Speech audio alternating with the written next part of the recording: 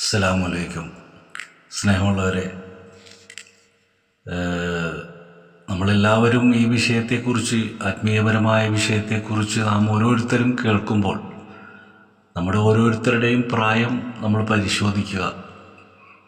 കാരണം നമുക്കെല്ലാവർക്കും ഈ പറഞ്ഞ പോലെ സമയം വളരെ വിലപ്പെട്ടതാണ്. നമ്മുടെ പ്രായത്തിൽ നിന്നുകൊണ്ട് നമ്മുടെ ഒരു സമയത്തെ നമ്മളൊന്ന് കാൽക്കുലേറ്റ് ചെയ്താൽ നമുക്കിനി എത്ര സമയമുണ്ട്.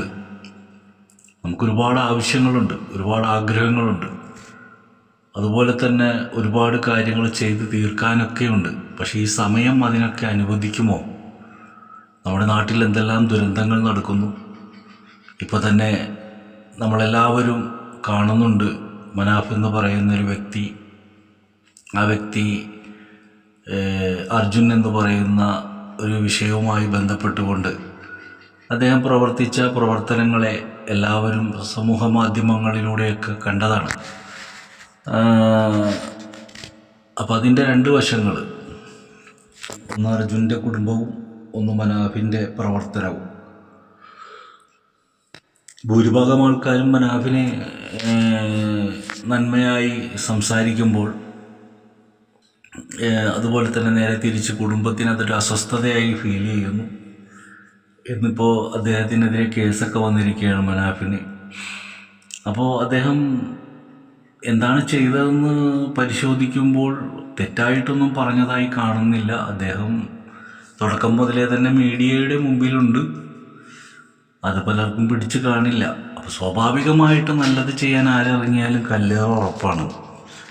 ആരെ സഹായിക്കാൻ പോയാലും അവസാനം ചവിട്ട് ഉറപ്പാണ്. അതുതന്നെയാണ് നമ്മൾ എല്ലാ പ്രവാചകന്മാരുടെയും എല്ലാ സൂഫികളുടെയും ജീവിതം എടുത്ത് പരിശോധിക്കുമ്പോൾ നന്മ പറയാൻ ഇറങ്ങിയവരൊക്കെ മാനസികമായും ശാരീരികമായൊക്കെ പീഡിപ്പിക്കപ്പെട്ടവരാണ്.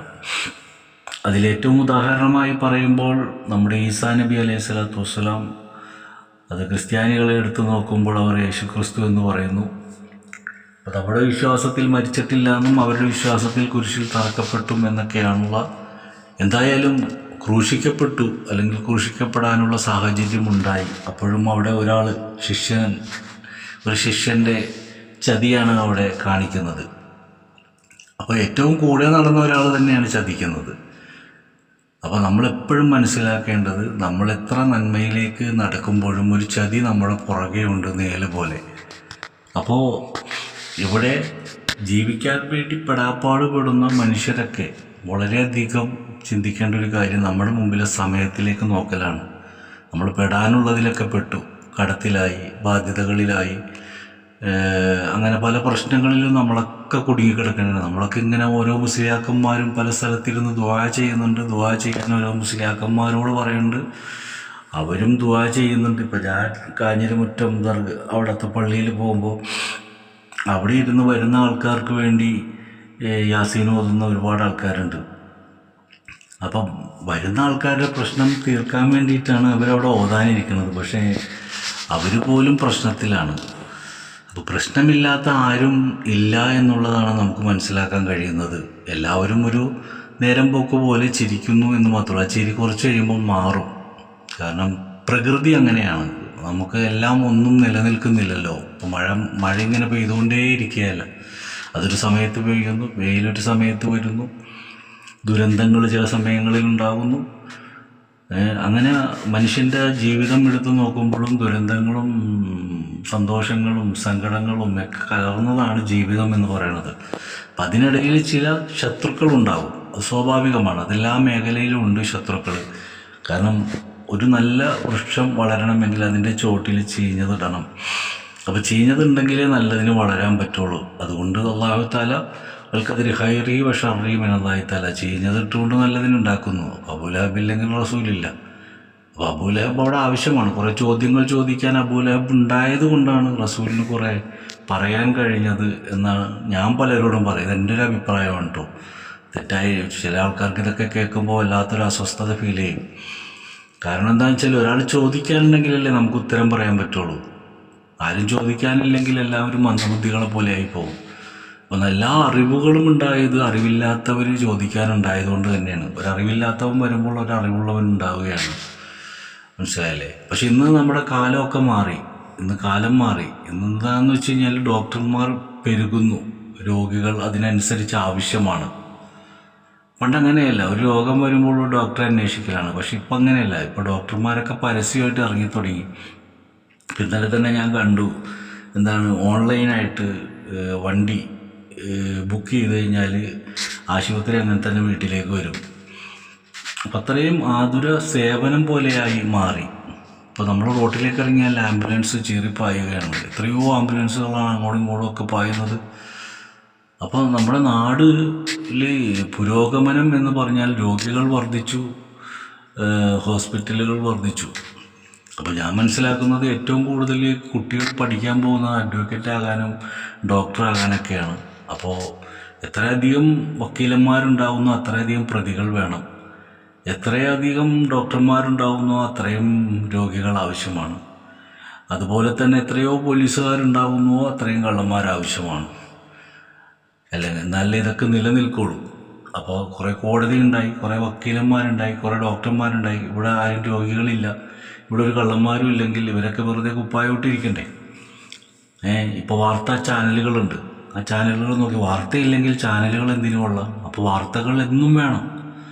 അപ്പോൾ ഇതെല്ലാം സൃഷ്ടിക്കപ്പെടുന്നതാണോ അതോ സ്വാഭാവികമായി സംഭവിക്കുന്നതാണോ എന്നുള്ളതാണ് പിന്നത്തെ സംശയം. അപ്പോൾ നമ്മൾ എല്ലാം ശരിക്കൊന്നിരുന്ന് ആലോചിച്ചെങ്കിൽ മാത്രമേ നമുക്കതിനൊക്കെ ഉത്തരം കിട്ടുള്ളൂ. പക്ഷെ ആലോചിക്കാൻ നമുക്ക് ആർക്കും സാധ്യമില്ല. കാരണം നമ്മുടെ മുമ്പിൽ ജീവിതം എന്ന് പറയുന്ന വലിയൊരു പ്രശ്നം തന്നെ കിടക്കുകയാണ്. നമ്മൾ തന്നെ വലിയൊരു പ്രശ്നത്തിൽപ്പെട്ട് കിടക്കുന്നതുകൊണ്ട് യാഥാർത്ഥ്യങ്ങൾ തിരിച്ചറിയാൻ കഴിയുന്നില്ല. അതുകൊണ്ട് വാർത്തയുടെ ഹെഡിങ്ങാണ് നമ്മൾ നോക്കുന്നത്. പല ഹെഡിങ് കണ്ടുകൊണ്ടാണ് നമ്മൾ എല്ലാം വരിക. അത് ആ വാർത്ത മൊത്തത്തിൽ കേൾക്കില്ല, ഹെഡിങ് ആയിരിക്കില്ല പറയണത്. ഹെഡിങ്ങിൽ കൊടുത്തിരിക്കുന്ന മനാഫ് അകത്ത് പോയി, പക്ഷെ കേൾക്കുമ്പോൾ മനാഫിനെ അകത്താക്കാനുള്ള ശ്രമത്തെക്കുറിച്ചായിരിക്കും പറയണത്. പക്ഷെ അകത്തായതുകൊണ്ട് ഇവിടെ പ്രചരണം കഴിഞ്ഞു. അപ്പോൾ എല്ലാ വിഷയങ്ങളും പൂർണ്ണമായിട്ട് കേട്ടിട്ട് ഒരു മറുപടി പറയാൻ തയ്യാറാവുക എന്നുള്ളതാണ്. പണ്ട് ഒരു മുസ്ലിയാർ അവിടെ വയത് പറഞ്ഞപ്പോൾ കൊടുങ്ങല്ലൂർ ഒരു പള്ളിയിൽ അദ്ദേഹത്തിൻ്റെ വയത് ഞാൻ വീട്ടിലിരുന്ന് കേൾക്കുന്നുണ്ടായിരുന്നു. അപ്പോൾ അദ്ദേഹം വയലൊക്കെ ഇങ്ങനെ വളരെ ഭംഗിയായി പറഞ്ഞു കഴിഞ്ഞതിന് ശേഷം അദ്ദേഹം ഏകദേശം ഒരു അരമണിക്കൂറോളം ദുആ ചെയ്തു. അപ്പോൾ ആ ദുആയിൽ പുള്ളി ഒരുപാട് കാര്യങ്ങൾ പറഞ്ഞുകൊണ്ടാണ് ദുആ ചെയ്യുന്നത്. അപ്പോൾ അവിടെ ഇരിക്കുന്ന ആളുകൾ അതിനൊക്കെ ആമീൻ പറയുന്നുണ്ട് വളരെ ശക്തമായ രീതിയിൽ. അപ്പോൾ പ്രശ്നങ്ങൾ, പ്രയാസങ്ങൾ, ദുരിതങ്ങൾ, അങ്ങനെ പല വിഷയങ്ങളും പറഞ്ഞുകൊണ്ടാണ് ദുആ ചെയ്തത്. പിറ്റേ ദിവസം രാവിലെ ഞാനും അദ്ദേഹം തമ്മിൽ നല്ല സൗഹൃദമാണ്. അപ്പോൾ അദ്ദേഹം വന്നപ്പോൾ ഞാൻ പറഞ്ഞു, ഇന്നലെ ഒരുപാട് നുണ പറഞ്ഞല്ലേ? അപ്പോൾ അദ്ദേഹം ചോദിച്ചു, എന്താണ്? അല്ല, നിങ്ങൾ ഒരുപാട് നുണ പറഞ്ഞു. അവർ ആമീനും പറഞ്ഞു. അപ്പോൾ അവർ ചോദിച്ചു, എന്ത് നുണയാണ് ഞാൻ പറഞ്ഞത്? അല്ല, നാട്ടിൽ രോഗം വേണ്ട, പ്രശ്നം വേണ്ട, പ്രയാസം വേണ്ട, ഒന്നും വേണ്ട. ഇതൊക്കെ നമുക്ക് പറയാനല്ലേ പറ്റുള്ളൂ. എൻ്റെ ചെറുപ്പം മുതലേ തന്നെ എത്രയോ ആലിമീങ്ങൾ ഈ കണ്ട കാലം വരെയും ദുആ ചെയ്തിട്ട് നാട്ടിൽ പുതിയ പുതിയ രോഗങ്ങളും പുതിയ പുതിയ പ്രശ്നങ്ങളും പുതിയ പുതിയ ചേരിതിരിവുകളൊക്കെ ഉണ്ടാകാമെന്നല്ലാതെ ഒരു ശമനം ഉണ്ടാകുന്നില്ലല്ലോ. അപ്പോൾ എല്ലാം ഒരു നേരം പോക്ക് പോലെയുള്ള പ്രാർത്ഥനയായി മാറി എന്നുള്ളതാണ് വാസ്തവം. അപ്പോൾ ഹക്കായ ഒരു ദുആ അത് ശരിക്കും പറഞ്ഞു കഴിഞ്ഞാൽ പ്രതിഫലം ഇച്ഛിക്കാത്ത അത്തരം സൂഫികളുണ്ട്. അവരുടെ പ്രാർത്ഥനയ്ക്കാണ് ഫലമുള്ളത്. അപ്പോൾ നമ്മൾ പ്രതിഫലം ഇച്ഛിക്കാത്തതെന്ന് പറയുമ്പോൾ നമ്മളൊക്കെ ആലോചിക്കും അവരൊക്കെ പൈസ വാങ്ങാതിരിക്കുക. അല്ല, എല്ലാവർക്കും ഓരോ കാര്യത്തിനും പണം ആവശ്യമാണ്. അപ്പോൾ പ്രതിഫലം ഇച്ഛിക്കാത്തതെന്ന് പറഞ്ഞു കഴിഞ്ഞാൽ ഒന്നും പ്രതീക്ഷിക്കുന്നില്ല, കൊടുക്കുന്നത് വാങ്ങുന്നു. ചില വിഷയങ്ങൾക്ക് വേണ്ടിയിട്ട് അവർ നമ്മളെപ്പോലെ തന്നെ ജീവിക്കുന്നവരാണ്. അതിൽ വിവാഹം കഴിച്ച് ജീവിക്കുന്നവരുണ്ട്, വിവാഹം ഉപേക്ഷിച്ചവരുണ്ട്. ഇപ്പോൾ അതിനെ തന്നെ പലതരത്തിൽ നമുക്ക് ഈ സൂഫികളെ പലതരത്തിൽ കാണാം. ചിലർ ഉസ്താദ്മാരാണ്, ചിലർ ഫക്കീർമാരാണ്, ചിലർ ഉടുതുണിക്ക് മറുതുണിയില്ലാത്തവരാണ്. പല രീതിയിൽ നടക്കുന്ന ആൾക്കാരൊക്കെ ഉണ്ട്. അപ്പോൾ നമുക്ക് ആവശ്യമാരെയാണ് എല്ലാവരെയും റെസ്പെക്റ്റ് ചെയ്യുക, നമുക്ക് അറിവ് പറഞ്ഞു തരുന്നവരെ മാനിക്കുക എന്നുള്ളതാണ്. അപ്പോൾ നല്ല രീതിയിൽ നമുക്ക് വഴി പറഞ്ഞു തരുന്നവരെ നമ്മൾ കണ്ടെത്തുകയും അത് കേൾക്കുകയും അതിൻ്റെ പൂർണ്ണമായ അവസ്ഥ മനസ്സിലാക്കിയിട്ട് നമ്മൾ മുന്നോട്ട് പോകാൻ തയ്യാറാകുക. പറ്റിപ്പോയ അബദ്ധങ്ങളൊക്കെ നമുക്ക് പറ്റിപ്പോയി, ഇനിയിപ്പോൾ അത് തന്നെ പറഞ്ഞുകൊണ്ടിരുന്നിട്ട് കാര്യമില്ലല്ലോ. അപ്പോൾ അതുകൊണ്ട് നമുക്കിനി അങ്ങനെ തിരുത്താൻ പറ്റും. ഇപ്പോൾ എൻ്റെയൊക്കെ ചെറുപ്പത്തിൽ വാപ്പ കാരണം നമുക്കൊന്നും ഉണ്ടാക്കാൻ പറ്റാതെ പോയി. വാപ്പയെല്ലാം നശിപ്പിച്ച് കളഞ്ഞു. അപ്പോൾ ഞാനെന്നും വാപ്പയെ കുറിച്ചിട്ട് നമ്മളെ വാപ്പ ഇങ്ങനെ ആയിപ്പോയതുകൊണ്ടാണല്ലോ നമുക്ക് ഇങ്ങനത്തെ ഒരു ഗതികേട് വന്നതെന്ന് ഒരു സമയം വരെയൊക്കെ ഞാൻ അങ്ങനെ തന്നെ പറഞ്ഞു. പിന്നെ ഞാൻ ആലോചിച്ചു, ഞാനിതിങ്ങനെ പറഞ്ഞുകൊണ്ട് നടന്നത് കൊണ്ടിട്ട് എനിക്കെന്താ ഗുണം? എൻ്റെ വാപ്പാക്ക് അങ്ങനെ ആകേണ്ടി വന്നത് വാപ്പയുടെ പ്രശ്നം കൊണ്ടായിരിക്കാം, അല്ലെങ്കിൽ വാപ്പയുടെ പ്രശ്നമായിരിക്കാം. അപ്പോൾ ഞാൻ എൻ്റെ വാപ്പ കാരണമാണ് ഇങ്ങനെ ആയതെന്നും പറഞ്ഞുകൊണ്ട് നടന്നിട്ട് കാര്യമില്ലല്ലോ. അപ്പോൾ നാളെ എനിക്ക് മക്കളുണ്ടായാൽ അവർ പറയരുത് എന്താണ് എൻ്റെ വാപ്പ കാരണം ഇങ്ങനെ ആയി എന്ന് അവർ പറയാതിരിക്കാനായിട്ട് നമ്മൾ നേരെ ആവുക എന്നുള്ളതാണ്. ഇത് തന്നെയാണ് എനിക്കും പറയാനുള്ളത്. അപ്പോൾ മറ്റുള്ളവരുടെ പ്രശ്നങ്ങളും പ്രയാസങ്ങളിലേക്കൊക്കെ നമ്മൾ ഇപ്പം എത്തി നോക്കിയിട്ട് കാര്യമില്ല. എത്തി നോക്കുന്നവരുടെ അവസ്ഥ കണ്ടില്ലേ?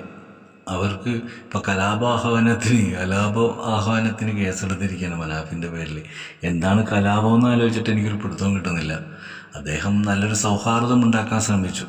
ചില ആലിമീങ്ങളൊക്കെ ഇപ്പോൾ രാമായണവും ഭഗവത്ഗീതയൊക്കെ പാടാൻ തുടങ്ങി. ഗതികേട് കൊണ്ടിട്ടാണ്.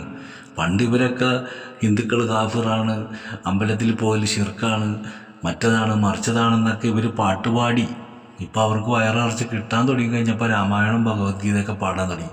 ഇതൊക്കെ ആദ്യമേ പാടിയിരുന്നെങ്കിൽ വല്ല പ്രശ്നം ഉണ്ടായിരുന്ന? ഇലക്കുന്തിയക്കും വലിയതി എന്ന് പറയുകയും ചെയ്യും, അപ്പുറത്ത് കൂടി ഇരുന്ന് കുത്തുകയും ചെയ്യും. ഇങ്ങനെയൊക്കെ ചെയ്തതിൻ്റെ ഫലമാണ് ഇന്ന് നമ്മുടെ നാട്ടിൽ ഈ പറയുന്ന പ്രശ്നങ്ങളൊക്കെ അരങ്ങേറാനുള്ള കാരണം. അപ്പോൾ വർഗീയത പഠിപ്പിക്കലല്ല സൂഫികളുടെ ജോലി. സൂഫിയല്ല. ഞാൻ പള്ളികളിൽ ചെന്നാൽ നമുക്ക് പള്ളിയിൽ വരുന്ന ആളുകളെ കാണാം. ഇപ്പോൾ ഒരു സലഫി പള്ളിയിൽ ചെന്നാൽ മുജാഹിദുകാരെ കാണാം, സുന്നി പള്ളിയിൽ ചെന്നാൽ സുന്നികളെ കാണാം. ഒരു ക്രിസ്ത്യൻ ദേവാലയത്തിൽ ചെന്ന് കഴിഞ്ഞാൽ അവിടെ തന്നെ പല വിഭാഗങ്ങളുണ്ട്. ആ വിഭാഗങ്ങളിലെ പള്ളികളിൽ ആ വിഭാഗങ്ങളെ കാണാം. എന്നാൽ പൊതുവായിട്ട് എല്ലാ പള്ളികളിലും മിക്സ്ഡായിട്ട് എല്ലാവരും കയറാറുണ്ട്. എന്നാലും അവിടുത്തെ ഇപ്പോൾ ഒരു സുന്നി പള്ളിയിൽ ഒരു മുജാഹിദാരൻ കയറി കഴിഞ്ഞാൽ സുന്നി നമസ്കാരം കഴിഞ്ഞൊരു ദുആയൊക്കെ ഉണ്ട്, പ്രാർത്ഥനയൊക്കെ ഉണ്ട്. പക്ഷേ മുജാഹിദാരൻ നിസ്കരിച്ചിട്ട് പ്രാർത്ഥിക്കാതെ ഇറങ്ങി അങ്ങ് പോകും. അങ്ങനെയൊക്കെ നമ്മൾ കാണാറുണ്ട്. അപ്പം എന്നതുപോലെ എല്ലായിടത്തും എല്ലാവരും ഉണ്ടാകും. എന്നാലും ഭൂരിപക്ഷം അവരവരുടേതായ ആളുകളായിരിക്കും പള്ളികളിൽ കൂടുതലായിട്ടുണ്ടാകുന്നത്. അപ്പം എന്നതുപോലെ നമ്മളൊക്കെ ഈ സൂഫി വര്യന്മാരുടെ ഇപ്പോൾ മക്കാമുകളിൽ ചെന്ന് കഴിഞ്ഞാൽ, ഞാൻ അവിടെ ചെല്ലുമ്പോൾ ഇപ്പോൾ ഇന്ന് ഞാൻ കോയമ്പത്തൂർ ദർഗയിൽ പോയിരുന്നു. കേച്ചേരി ബാവ എന്ന് പറയുന്നൊരു മഹാൻ്റെ മക്ബറയുണ്ട് കോയമ്പത്തൂർ. അപ്പോൾ ഇന്ന് ഞാൻ അവിടെ ചെന്നപ്പോൾ ഒരു കാർ അവിടെ വന്ന് നിന്നു. അതിൽ നിന്ന് ഇറങ്ങുന്നത് ഒരു ഹിന്ദു ഫാമിലിയാണ്. അങ്ങനെ അവർ എത്രയോ റെസ്പെക്റ്റോടുകൂടി അങ്ങനെ നടന്നു പോകുന്നത് ഞാൻ നോക്കിക്കൊണ്ട് നിന്നു. അപ്പോൾ ഞാൻ ആലോചിച്ചു, ഇവിടെ ആര് തമ്മിലാണ് വർഗീയത? അവിടെ ധാരാളം ഹിന്ദുക്കൾ വരുന്നു. ഭീമാപ്പള്ളി ചെന്ന് നോക്കിയാൽ കാണാം ധാരാളം ഹിന്ദുക്കൾ വരുന്നു.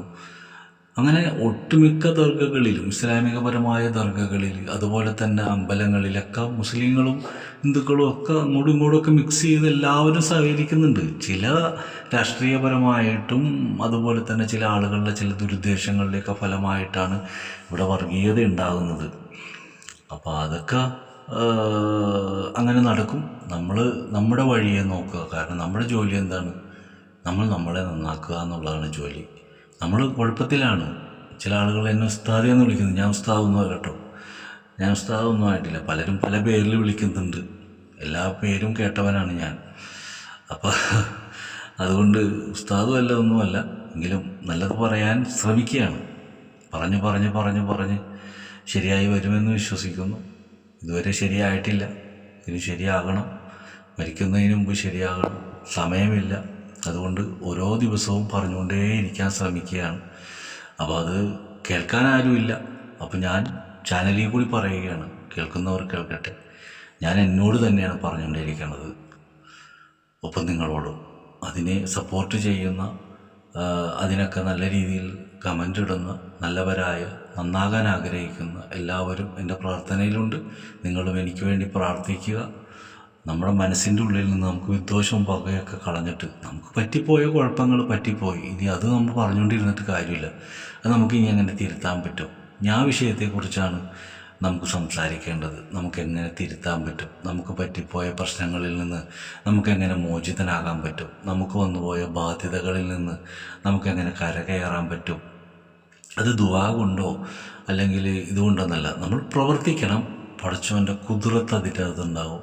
അതിന് ആദ്യം നമുക്ക് റബ്ബിൻ്റെ സ്നേഹം ഇങ്ങോട്ടൊന്ന് വരുത്തിക്കണം. അപ്പോൾ അതെങ്ങനെ വരുത്തിക്കാൻ പറ്റും ഒക്കെയാണ് നമുക്കിനി സംസാരിച്ച് പോകേണ്ടത്. പറ്റാനുള്ളതൊക്കെ പറ്റി. ഇനി അത് തന്നെ പറഞ്ഞുകൊണ്ടിരുന്നിട്ട് കാര്യമില്ല, കാരണം നമ്മുടെ മുമ്പിൽ സമയമില്ല. കേൾക്കുന്ന ഓരോരുത്തരുടെയും പ്രായത്തിലേക്ക് നോക്കിയിട്ട് നമ്മുടെ ആഗ്രഹങ്ങളൊക്കെ നമ്മളൊന്ന് കളയുക, നമ്മൾ ആവശ്യത്തിനെടുക്കുക. അതാണ് മെയിനായിട്ട് ആദ്യം ചെയ്യേണ്ട ഒരു വലിയ പാഠം. ആഗ്രഹങ്ങൾ പാടെ ഉപേക്ഷിക്കുക. ഒരാഗ്രഹവും വേണ്ട. നമുക്ക് കിട്ടുന്നത് എന്താണോ അതുകൊണ്ട് മുന്നോട്ട് പോകാൻ ശ്രമിക്കുക. മറ്റുള്ളവർ ചെയ്യണ കണ്ടിട്ട് നമ്മളും അതുപോലെ ചെയ്യാൻ ശ്രമിക്കണ്ട. കാരണം നമ്മളെല്ലാം എന്തൊക്കെ വാരി വലിച്ചുണ്ടാക്കിയാലും നമ്മൾ ഇട്ടിട്ട് ഇവിടെ ഉപേക്ഷിച്ചിട്ട് പോകേണ്ടി വരും. ഇപ്പോൾ മക്കൾക്ക് വേണ്ടി കഷ്ടപ്പെട്ടുണ്ടാക്കിയ പല ആൾക്കാരും അവരൊക്കെ ഒരു പരിധിയാകുമ്പോൾ തന്തമാരെയും വലിച്ചെറിഞ്ഞിട്ടിട്ട് പോണേന്ന്. ഇതെല്ലാം സംഭവങ്ങളാണ് നടക്കുന്നത്. അപ്പോൾ മക്കൾക്ക് വേണ്ടി, നല്ല മക്കൾക്ക് വേണ്ടി ജീവിക്കുക, നല്ല മക്കളെ സ്നേഹിക്കുക, അവർക്ക് നല്ലതുപോലെ അവരെയും ആഗ്രഹങ്ങൾ പഠിപ്പിക്കാതിരിക്കുക, ആവശ്യങ്ങൾ പഠിപ്പിക്കുക എന്നാണ് എനിക്ക് പറയാനുള്ളത്. അപ്പോൾ അവരും കുടുക്കിലാവില്ല. ആവശ്യങ്ങൾ പഠിപ്പിക്കുക, ആവശ്യങ്ങൾ വലിയ വലിയ മോഹങ്ങൾ അവർക്ക് കൊടുക്കാതിരിക്കുക. ഞാൻ പണ്ട് പറയാറുണ്ട്, കുട്ടികൾക്ക് കളിപ്പാട്ടം വാങ്ങിക്കൊടുക്കല്ലേ എന്ന് ഞാൻ പറയും. കാരണം ഈ കളിപ്പാട്ടം എന്ന് പറയുന്നത് മോട്ടോർ സൈക്കിള്, കാറ്, ഇതൊക്കെയാണ് ഇവർക്ക് വാങ്ങിച്ചു കൊടുക്കുന്നത്. ഇവർ ഉരുട്ടി കളിച്ച് കളിച്ച് കളിച്ച് കളിച്ച് വലുതാകുമ്പോൾ ഇതിനോടൊക്കെ കമ്പാകുമ്പോൾ പിന്നെ കാറ് നമ്മളോട് ടോയ്സ് ചോദിക്കുമ്പോൾ വാങ്ങിച്ചു കൊടുക്കാൻ ദേഷ്യം, പിന്നെ കുറച്ച് കഴിയുമ്പോൾ ബൈക്കാണ് ചോദിക്കണത്. അപ്പം അതിൻ്റെ ബൈക്ക് ചോദിച്ചിട്ട് വാങ്ങിക്കൊടുക്കാത്തതിൻ്റെ പേരിൽ വീട് വിട്ടു പോയവർ, ബൈക്ക് വാങ്ങിച്ച വാപ്പാടെ ബൈക്ക് എടുത്തതിന് ദേഷ്യപ്പെട്ടതിന് വാപ്പാടെ ബൈക്ക് കത്തിച്ച് കളഞ്ഞവർ, ഇങ്ങനെ പലതരത്തിലുള്ള കാര്യങ്ങളൊക്കെ നമ്മൾ കണ്ടിട്ടുണ്ട്. അപ്പോൾ നമ്മളുടെ സാഹചര്യത്തിനനുസരിച്ചുകൊണ്ട് മക്കളെയും ആ സാഹചര്യം മനസ്സിലാക്കി കൊടുത്തുകൊണ്ട് നമ്മൾ ചെറുപ്പകാലം മുതൽ തന്നെ കുട്ടികളെ ആ നിയന്ത്രണത്തിൽ കൊണ്ടുപോകണമെങ്കിൽ കുട്ടികൾ നമ്മളോടൊപ്പം ഉണ്ടാവും. എനിക്കുമുണ്ട് 3 കുട്ടികൾ. അവർക്കും കൂട്ടുകാരന്മാരൊക്കെ ഉണ്ട്. അൽഹംദുലില്ലാ, പടച്ചവൻ്റെ കുദ്റത്ത് കൊണ്ട് അവരങ്ങനെ ഒരു കൂട്ടുകെട്ടിലേക്കും പോയി പെടുന്നില്ല. അതിന് ഞാൻ റബ്ബിനോട് എന്നും നന്ദി പറയുകയാണ്. അപ്പോൾ അതുകൊണ്ട് ഒരു മനസമാധാനത്തിലിരിക്കാൻ കഴിയുന്നുണ്ട്. അതാണ് നമുക്ക് വേണ്ടത്.